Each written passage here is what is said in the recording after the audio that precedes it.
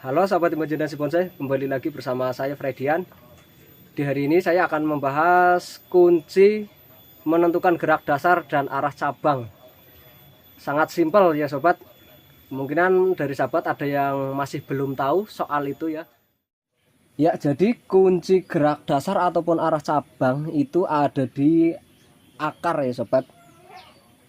Tapi mohon maaf itu nanti kalau sedikit berisik kambing saya ya, karena sudah saatnya minta makan tapi belum dikasih makan. Ya, kita lanjut. Jadi kunci gerak dasar atau pengarahan cabang pertama khususnya ya, atau cabang kedua, itu kita lihat dulu kondisi akar. Nah, namanya kita budidaya pasti tidak semuanya itu akarnya bagus ya. Jadi kita bahas dulu gerak dasar ya. Kita tentukan gerak dasar. Nah, di sini ini ada contoh bahan bonsai sancang. Ini akarnya melingkar ya, jadi di setiap sisi itu ada. Maka ini akan saya buat formal ya. Oke, kita jauhkan sedikit, kita buat formal. Nah, karena akarnya melingkar, di setiap sisi ada. Ini untuk awal ya, kecuali kalau akarnya kurang bagus atau hanya beberapa sisi, maka kita buat ke gaya lain seperti meliuk ya, meliuk ke samping atau cascade. Nah, pokoknya kondisikan dengan kondisi akar ya, jangan dipaksakan ke gaya formal, yaitu kalau akarnya kurang mendukung untuk ke gaya formal, jadi bisa kita alihkan ke gaya lain ya, yang tidak mengharuskan akar itu kokoh ke setiap sisi ada ya. Jelas ya sobat, itu untuk gerak dasar.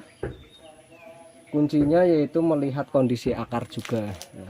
Dan untuk pengarahan cabang juga lihat kondisi akar ya, minimal segitiga. Jadi arah cabang mana kita ikuti dengan akar di bawahnya juga ya. Nah, seperti ini tadi yang kita bahas. Ini ada cabang ke sini dan ini di bawahnya ada akar yang untuk penguat.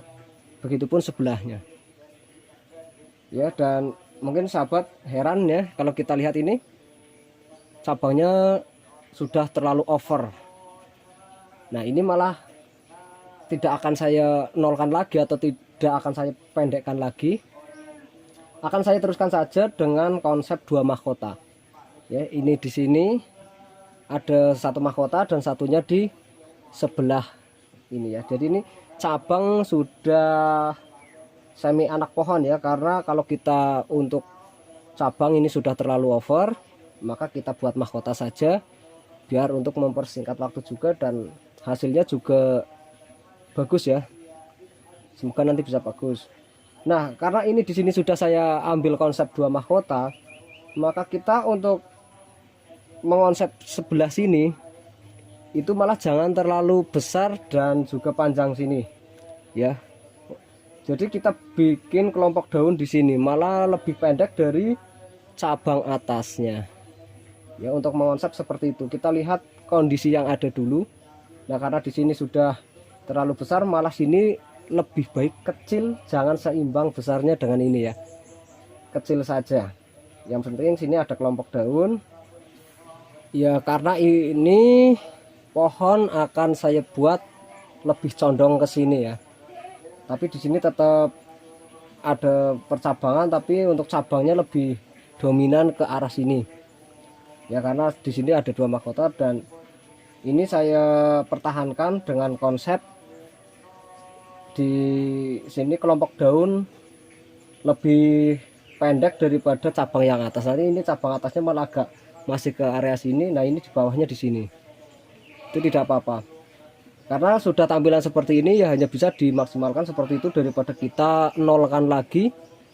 Nah, itu masih bisa dikonsep ke seperti ini ya. Jadi kuncinya untuk kita menentukan konsep dengan kondisi pohon yang sudah ada, misal sudah seperti ini, kita sebenarnya tidak cukup hanya dengan belajar teori ya sobat ya. Mau bagaimanapun kita harus terjun dan praktek langsung ya. Kita coba terus menerus.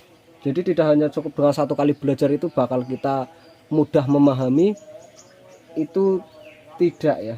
Ya, seperti kita menimba ilmu, kita sudah menimba ilmu, tapi untuk merasakan ilmu itu kan kita harus menggunakannya ya, biar kita itu tahu, oh iya ternyata betul ya. Tidak hanya kita pelajari, setelah kita tahu sudah menganggap bahwa diri kita itu sudah punya ilmu, ternyata belum pernah dipraktekkan, itu kan tidak tahu ya. Jadi untuk mengetahuinya mau bagaimanapun harus praktek langsung, dan tidak cukup satu kali praktek, harus beberapa kali ya. Jadi seperti itu yang sedikit bisa saya sampaikan.